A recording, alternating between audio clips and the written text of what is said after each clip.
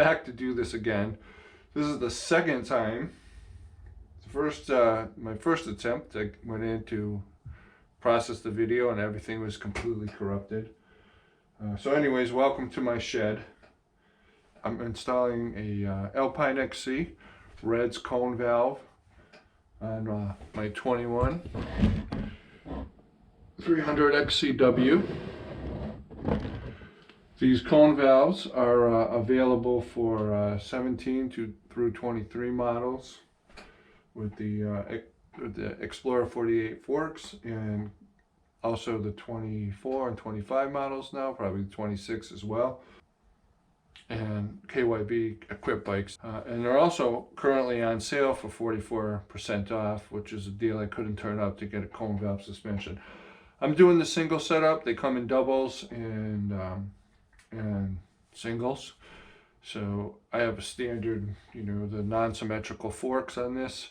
They are sprung and valved from factory connection a long time ago, and they work pretty good, but I really would like something a little better. So without further ado, I don't do how-tos on this channel. I'm not a professional mechanic. I just work here in my little shit shed and get things done. But I do want to talk about these valves just in case you're watching this and planning to install.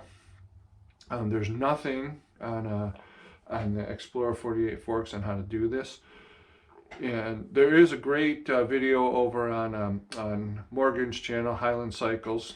I'm sure you're familiar. If not, check it out, Highland Cycles. And he's installing these Red's valves on the KYB forks, which is quite a bit different from this. Anyways,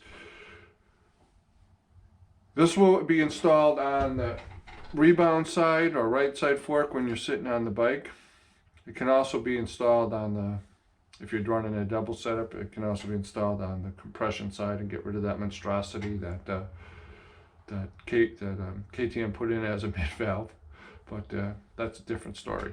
Let's just talk about what you're going to find. I believe it's the same type of setup on that compression side. Anyways, the valve's already installed, so what I want to do is just show you quickly what you're going to be in for when you go to install the valve. Now this is the stock valve stripped down.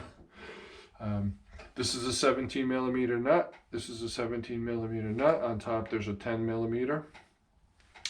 You have your rebound shim stack on the bottom of the stack, and on the top there's a secondary set of shims. You don't use those. There's also a tensioning spring in there that does not get used, and of course the stay itself doesn't get used. You do keep the adjustment pin, and there's also an O-ring on here that you either need to replace to this part or reuse from this. Mine was in great shape, it wasn't destroyed from heating it, so I just reused it.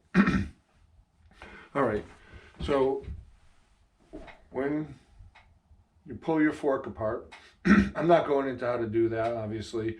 If you don't know how to pull your fork apart, this is not something that you should be doing. When you get down to the damping rod, clamp it in a 12 millimeter jig, and you're gonna remove the top 10 millimeters nut.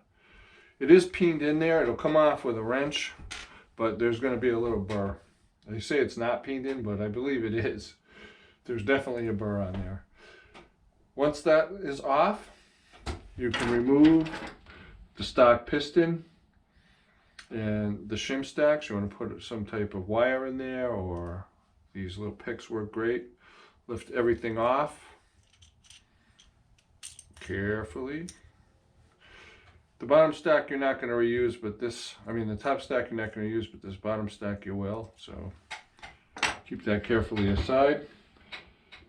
This is what you end up with. You're going to have to heat.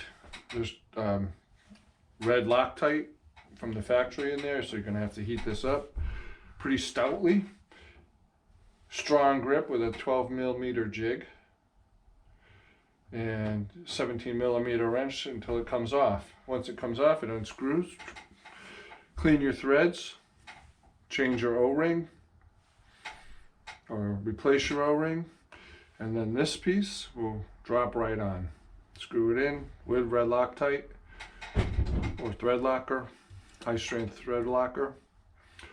And you will do two things. You're going to take the piston band, the stock piston band off, and place it on in this groove here with a little grease. Once that's on, you can unscrew the hex nut on top here, and you're going to place